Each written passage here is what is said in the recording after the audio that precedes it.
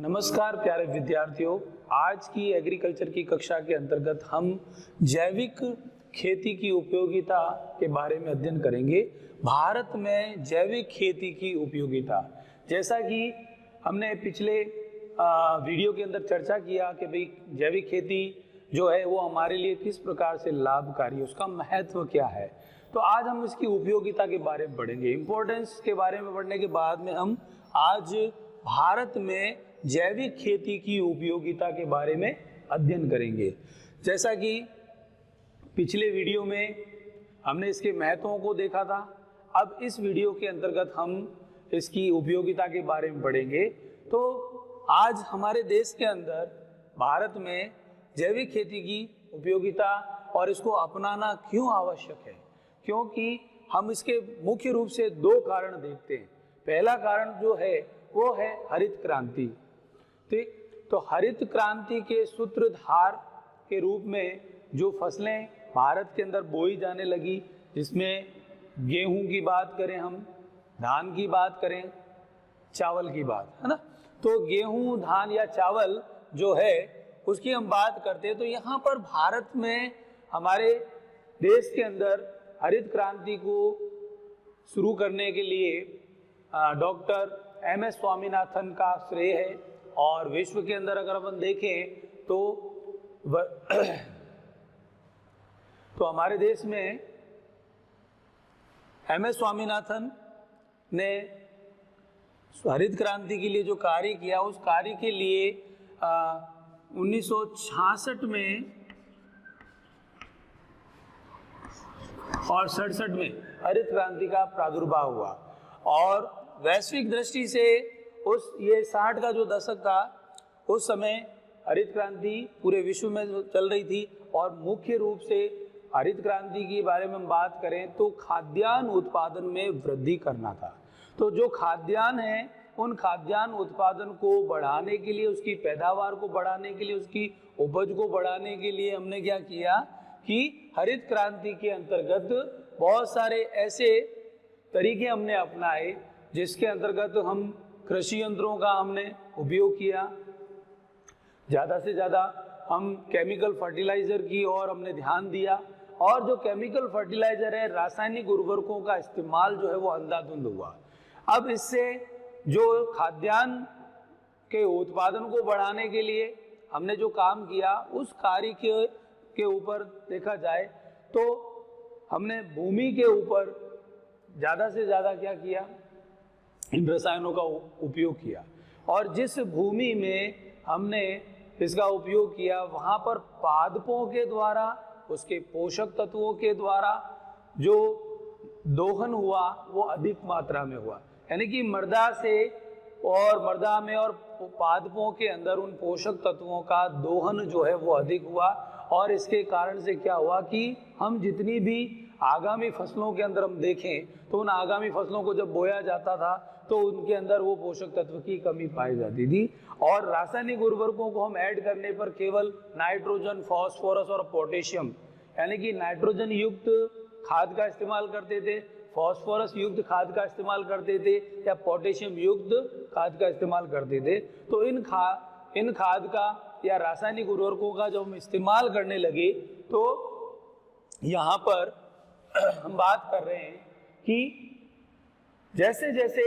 भारत देश के अंदर ये चलन चलने लग गया और किसानों ने क्या किया कि अपनी भूमि को रासायनिक उर्वरकों के इस्तेमाल के द्वारा उन्होंने उस भूमि की उर्वरा शक्ति को पूरी तरह से क्या कर दिया, संदूषित कर दिया, खराब कर दिया। आज जो भूमि जिसमें हमें बार बार हमें रासायनिक उर्वरकों को ऐड करना पड़ता है और उसमें नाइट्रोजन तत्व जो है वो पौधों की बढ़वार के लिए बहुत ज़रूरी है, तो यूरिया का इस्तेमाल, डीएपी का इस्तेमाल, ठीक है ना। तो ये रासायनिक खाद जो है वो भूमि के स्वास्थ्य को भी क्या करती है, प्रभावित करती है। और साथ ही साथ हम बात करते हैं कि जब हम अत्यधिक मात्रा में उसका दोहन करते हैं तो हमें यहाँ पर जो सिंचाई जल है उसकी आवश्यकता भी अधिक बढ़ी। और जैसे जैसे हमने सिंचाई जल का इस्तेमाल, क्योंकि जब हम रासायनिक पद्धति से खेती करते हैं तो उसमें हमें पानी की आवश्यकता भी क्या पड़ती है, ज़्यादा पड़ती है। तो जैविक खेती इसका एक दूसरा विकल्प है कि हम कम पानी का इस्तेमाल करें, और उस पानी का कम इस्तेमाल कैसे हो सकता है, यानी कि अगर भूमि के अंदर पहले से नमी अगर मौजूद रहेगी या वो नमी जो है उड़ करके कम नहीं हो पाती है या लंबे समय तक वो नमी बरकरार रहती है, तो भूमि की संरचना, उसका गठन, उसके गुणवत्ता को हमें क्या करना पड़ेगा, सुधारना पड़ेगा। तो जब हम मृदा के अंदर रासायनिक खाद की बजाय हम जैविक खाद का इस्तेमाल करते हैं, तो उस जगह पर जो सिंचाई जल की आवश्यकता हमको कम पड़ती है, क्योंकि उसमें एक बार सिंचाई करने के बाद में वो नमी कई दिनों तक बरकरार बनी रहती है। और जबकि रासायनिक खाद जो है उसके लिए सिंचाई जल की आवश्यकता ज़्यादा पड़ती है, क्योंकि वो खाद जो है केमिकल फॉर्म में होती है, और जब हम पानी उसके अंदर सिंचाई जल देते हैं तब वो पानी के अंदर घुलती है, और घुलने के लिए उसको पानी की मात्रा भी ज़्यादा चाहिए। तो ऐसे में उस भूमि का जो अत्यधिक दोहन हुआ, और आज हम 1966-67 से लेकर के आज इस वर्तमान युग के अंदर हम जो वर्तमान जो प्रोडक्शन है उसको हम बनाए रखना चाहते हैं, उस उत्पादन क्षमता को बरकरार रखना चाहते हैं, तो हमें ऐसे विकल्पों का सहारा लेना पड़ेगा जो कि हमारी इस भूमि की उर्वरा शक्ति को बनाए रखे। पादपों के द्वारा जो भी उत्पादन हमको प्राप्त होता है, फसली उत्पादन जो भी है, फल, सब्जियां और अनाज, इनकी गुणवत्ता को भी बरकरार रखना है। तो हमें जैविक खाद के रूप में जैसे हम वर्मी कंपोस्ट है, कंपोस्ट खाद है, हरी खाद है ना, तो इन खादों का हम क्या कर सकते हैं, इस्तेमाल कर सकते हैं, क्योंकि ये नमी को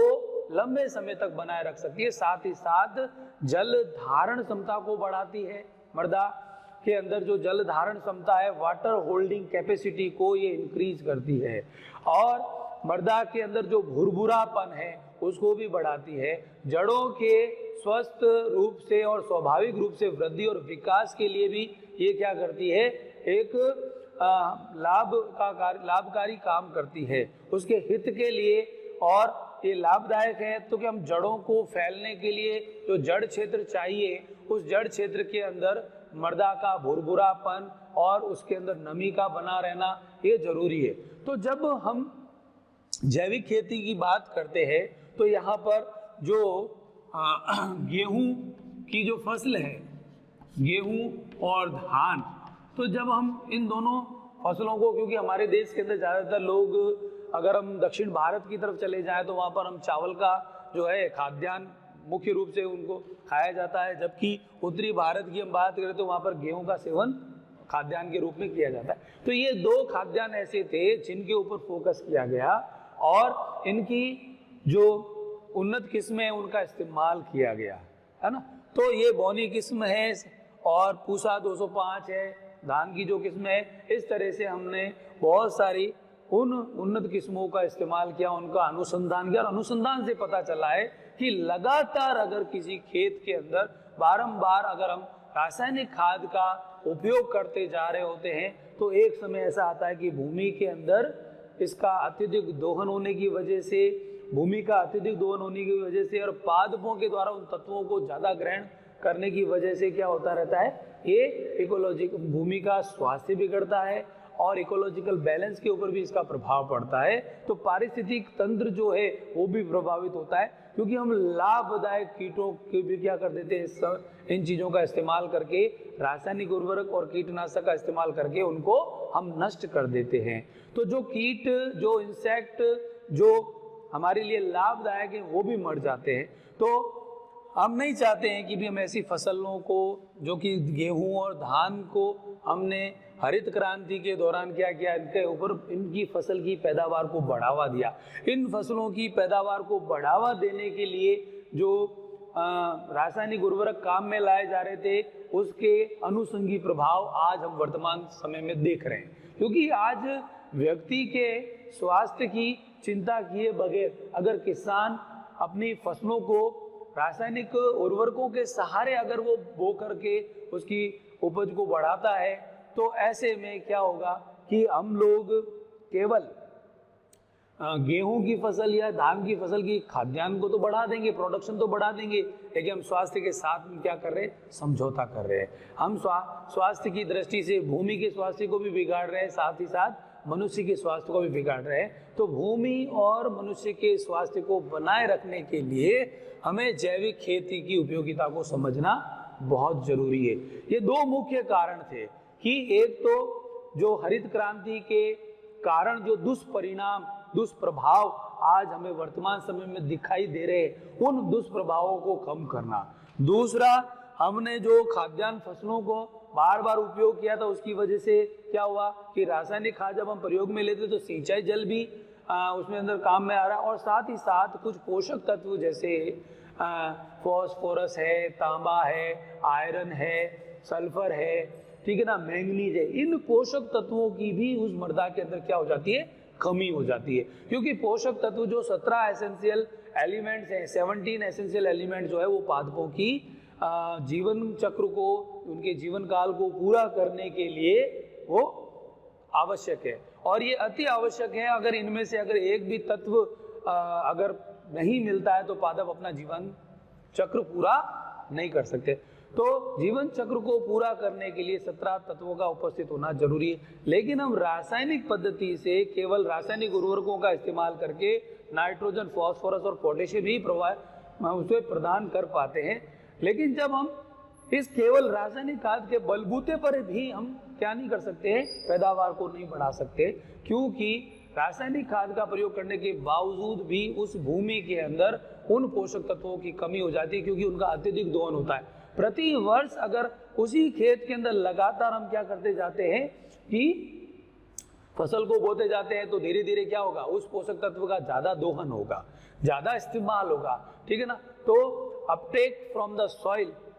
जो एलिमेंट्स हैं वो सारे के सारे प्लांट्स यूज में ले लेंगे, तो नेक्स्ट फसल जो बोई जाएगी अगली फसल को, तो उसके लिए वो उपलब्ध नहीं हो पाते। इसलिए हमें उस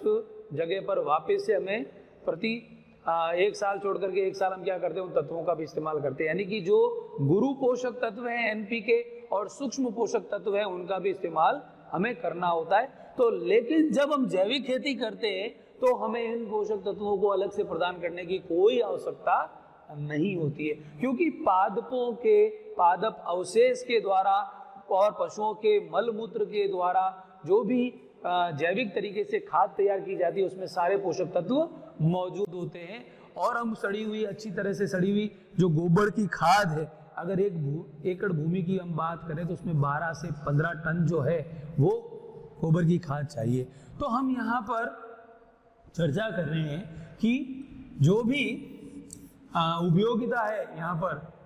जैविक खेती की, तो उसके लिए हमें इस बातों का ध्यान देना बहुत जरूरी है। और आज हम देखो तो भारत जो है अगर जैविक खेती को अपनाता है और किसान भाई लोगों को जागरूक करता है, तो जैविक खेती के आने वाले समय में भविष्य सुनिश्चित है। किसानों को आर्थिक रूप से फायदा भी मिलता है, भूमि की जो स्वास्थ्य है वो भी बना रहता है, मनुष्य का स्वास्थ्य भी बना रहता है। लेकिन हमारे देश में जो भी चीजें उपजाई जाती हैं उन चीजों का विश्व व्यापार संघ के अनुसार जो भी मानक तैयार किए गए हैं, है ना, व्यापार संघ है, WTA है, वर्ल्ड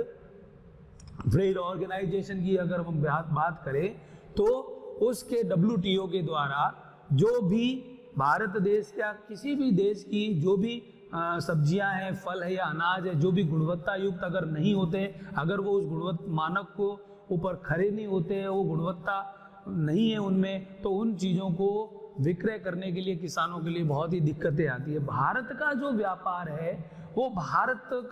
के अंदर जो कृषि उपज मंडियां हैं या भारत के अंदर जहाँ कहीं भी हम इन चीज़ों को बेचते हैं, विपणन करते हैं, खरीद फरोख्त करते हैं, तो वहाँ पर इन चीज़ों के मानकों को हम ध्यान में रखते हैं कि भारत के अनुसार हम इन चीज़ों की जांच नहीं कर पाते। लेकिन जब वैश्विक स्तर पर हम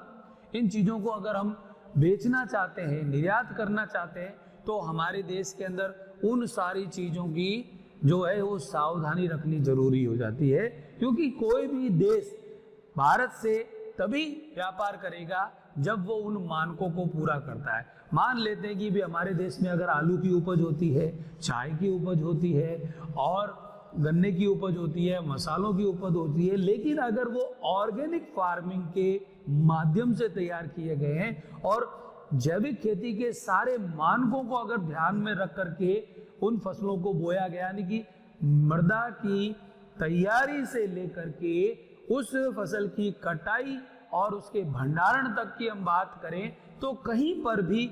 हम क्या करते हैं, कोई भी रासायनिक पद्धति का इस्तेमाल नहीं करते हैं। केवल जैविक पद्धति को ही हम सर्वोपरि मानते हुए हर एक मापदंड को पूरा करते हैं। जब उस प्रमाणीकरण